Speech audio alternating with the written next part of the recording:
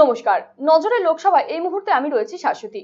দেশ জুড়ে বেজে গিয়েছে ভোটের দামামা। অষ্টাদশ লোকসভা ভোটকে সামনে রেখে সবার নজর এখন লোকসভা কেন্দ্রগুলির দিকে।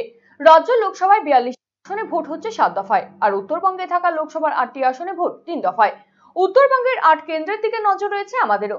আরসিটিভি সংবাদে আমরা প্রতিদিন তুলে ধরবো সেই সব লোকসভার নানান খবর নজরে লোকসভায়। 19 এপ্রিল রাজ্যে প্রথম দফায় ভোট হতে চলেছে কোচবিহারে।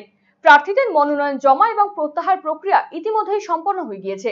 অষ্টাদশ লোকসভা ভোটকে সামনে রেখে কোচবিহারে মনোনয়ন জমা পড়েছে 32টি, যার মধ্যে মনোনয়ন গ্রহণযোগ্য হয় 27টি, বাতিল হয়েছে 5টি। একই ব্যক্তি দাখিল করেছেন একাধিক মনোনয়নপত্র। মনোনয়ন প্রত্যাহার পর্ব শেষে কোচবিহার লোকসভা কেন্দ্রে মোট প্রার্থী সংখ্যা দাঁড়ায় 14, যেখানে রাজনৈতিক দল হিসেবে প্রতিদ্বন্দ্বিতা করছে 7 জন এবং নির্দল প্রার্থী হিসেবে প্রতিদ্বন্দ্বিতা করছেন 7 জন। এই কেন্দ্রে লড়াই হতে চলেছে চতুর্মুখী। 7A ফর্মের মাধ্যমে ইভিএম এ থাকা প্রার্থীদের ক্রম তালিকা প্রকাশ করেছে নির্বাচন কমিশন। ক্রম তালিকার কত নম্বরে কোন প্রার্থীর নাম রয়েছে দেখে নেব সেই তালিকা।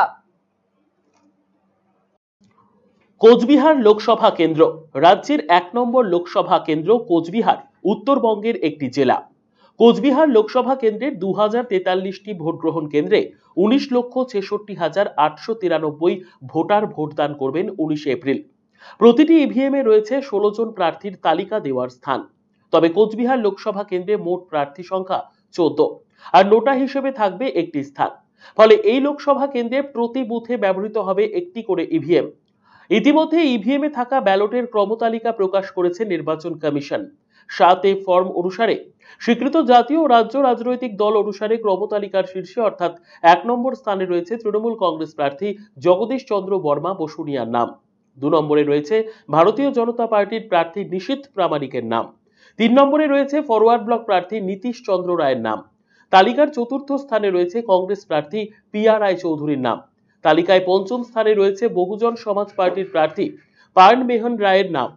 এরপর ক্রমতালিকায় রয়েছে স্বীকৃত নয় এমন রাজনৈতিক দলের প্রার্থীদের নাম, অর্থাৎ তালিকায় 6ষ্ঠ স্থানে রয়েছে socialist unity centre of India communist প্রার্থী দিলীপ চন্দ্র বর্মন। তালিকায় 7ম স্থানে কামতাপুর পিপলস পার্টি ইউনাইটেড প্রার্থী প্রদীপ কুমার রায়। এরপর ক্রমান্বয়ে রয়েছে 7 নির্দল প্রার্থীর নাম, অর্থাৎ একটি ইভিএম এ থাকা 16টি বোতামের মধ্যে প্রার্থীদের নামে থাকছে 14টি বোতাম এবং একটি বোতাম থাকছে নোটার জন্য। আরসিটিভি সংবাদ, কোচবিহার।